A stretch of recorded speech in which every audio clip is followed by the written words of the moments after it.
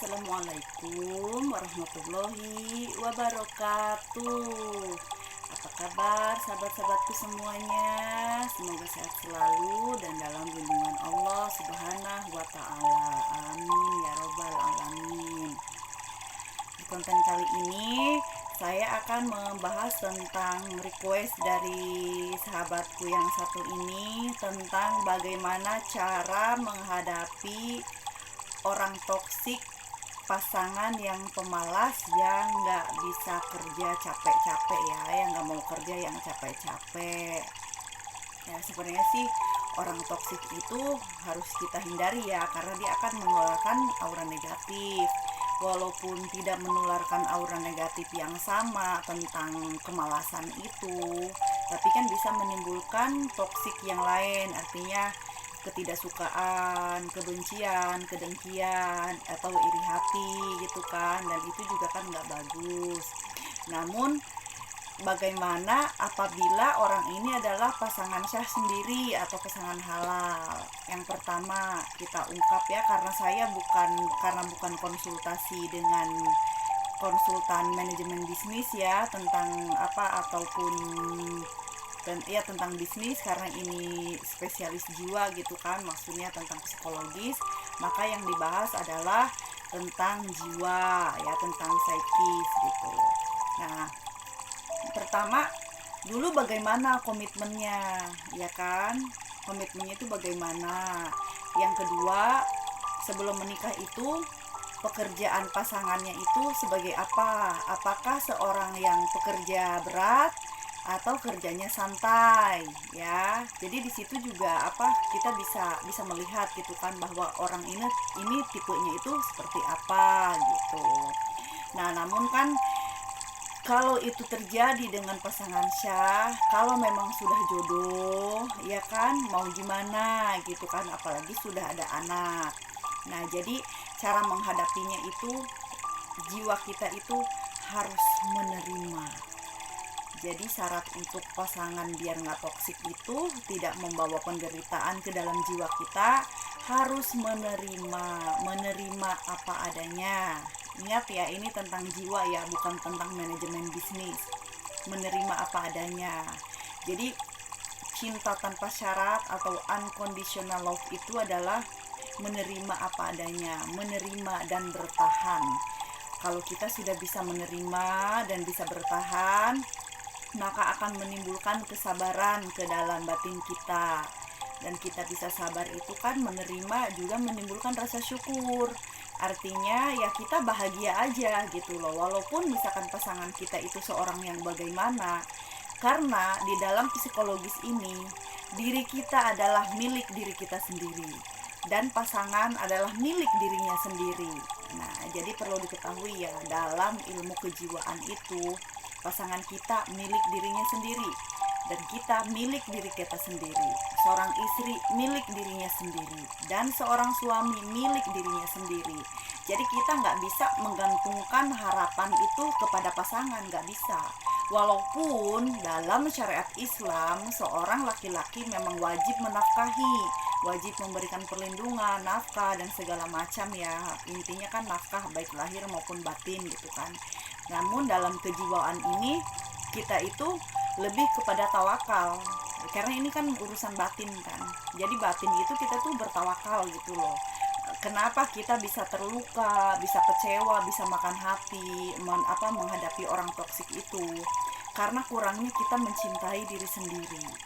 Nah, kurangnya mencintai diri sendiri itu karena kurangnya ketawakalan kita kepada Allah. Kenapa kita bisa kurang tawakal dan kurang mencintai diri sendiri? Karena kita kurang mencintai Allah gitu loh. Kalau kita bisa mencintai diri sendiri, bisa mencintai Allah, bisa bertawakal, batin kita itu bebas dari segala sesuatu selain Allah, bebas dari segala sesuatu penyakit batin apapun. Jadi kita itu legowo aja gitu, lapang batinnya ya. Jadi mohon maaf kalau misalkan kok jawabannya begitu gitu kan, karena kan nanyaannya kan tentang psikologis.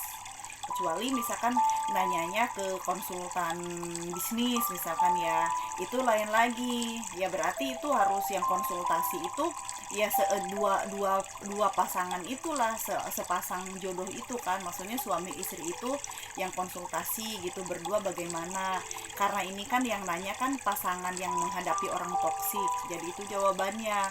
Lain halnya kalau yang bertanya itu si pemalas tersebut gitu kan, yang nggak mau kerja capek-capek, dan itu jawabannya akan berbeda juga. Jadi yang digembleng jiwa si pemalas itu gitu.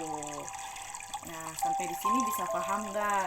Jadi intinya memang orang toksik itu harus dihindari. Namun apalah daya jika hal itu terjadi kepada pasangan halal sendiri. Jadi, kalau memang hal itu terjadi kepada pasangan halal, mau tidak mau, suka tidak suka, harus menerima apa adanya. Dan kalau memang kita sudah bisa menerima, kita jangan bergantung kepada orang lain. Suami, orang tua, anak, siapapun di luar diri kita adalah milik mereka sendiri, milik dirinya sendiri ya. Jadi saya tekankan sekali lagi, suami milik dirinya sendiri, si istri milik dirinya sendiri, siapapun milik jiwanya sendiri, milik dirinya sendiri. Dan lebih dalam lagi adalah miliknya Allah. Maka kembalikan segala urusan hanya kepada Allah. Kita hanya bisa bertawakal, namun kita tetap berusaha. Namanya hidup butuh makan, ya kan, butuh biaya sekolah. Ya udah, memang kita mampunya kita kerja, ya udah kita kerja. Biarkan aja suami seperti itu, dosa yang tanggung masing-masing kan. Tapi kalau misalkan tidak bisa menerima, ya itu lain lagi ceritanya. Saya nggak mungkin menyuruh orang itu untuk berpisah atau untuk bercerai, itu nggak mungkin ya, itu nggak boleh gitu. Karena memang intinya kalau memang ingin hubungan itu awet dan terbebas dari energi toksik dari pasangan, syaratnya adalah menerima, bertahan dan bersyukur.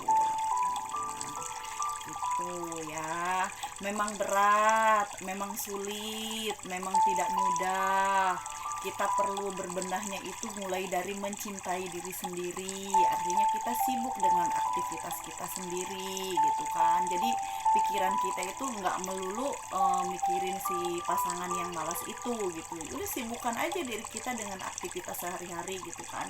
Nah itu disebutnya itu mencintai diri sendiri itu seperti itu gitu. Jadi sibukkan diri dengan aktivitas, kita ya banyak merawat diri gitu kan, mendingan fokus ke anak kalau enggak kan, daripada mikirin suami yang memang tabiatnya sudah seperti itu, apalagi usianya itu sudah masuk ke 40 ya, biasanya itu udah watak gitu kan ya, karena sudah jadi pasangan halal. Jadi terimalah bagianmu, memang itulah bagian nasib, bagian takdir. Mau nggak mau, ridho nggak ridho, memang harus diterima. Memang berat, namun harus belajar terus dan terus belajar menerima apa adanya, ya kan. Tapi kalau misalkan misalkan punya modal, coba aja. Misalkan karena nggak bisa kerja berat, ya udah coba buka sembako, atau misalkan jualan sayuran, atau buka usaha yang tidak memporsir banyak tenaga gitu kan ya, atau jualan online juga bisa ya kan. Sebenarnya sih banyak yang bisa dikerjakan ya, namanya manusia hidup itu pasti punya usaha gitu kan, tinggal bagaimana kesepakatan kedua pasangan itu maunya bagaimana gitu. Nah ini perlu yang harus konsultasi itu ya dua-duanya, jangan sendiri. Karena kalau sendiri aja, misalkan si istri doang gitu kan, ya paling jiwanya istri aja yang berbenah, si suami itu belum berbenah gitu, karena dia belum bisa menyadari titik kelemahannya dan titik kekurangannya ini selama ini di mana gitu ya kan. Mudah-mudahan bisa dipahami ya sedikit-sedikit. Saya tekankan sekali lagi, syarat untuk menghadapi orang toksik itu agar kita tidak tertular energi toksik, penyakit hati yang lainnya, yaitu menerima dan mensyukurinya, dan juga bertahan karena memang sudah menikah ya, kasihan sama anak gitu. Oke, segitu aja dulu ya. Mohon maaf kalau banyak kekurangan dan kesalahan dalam menyampaikannya. Kita sama-sama belajar dan terus belajar. Minal aidin wal faizin, mohon maaf lahir dan batin. Wassalamualaikum warahmatullahi wabarakatuh.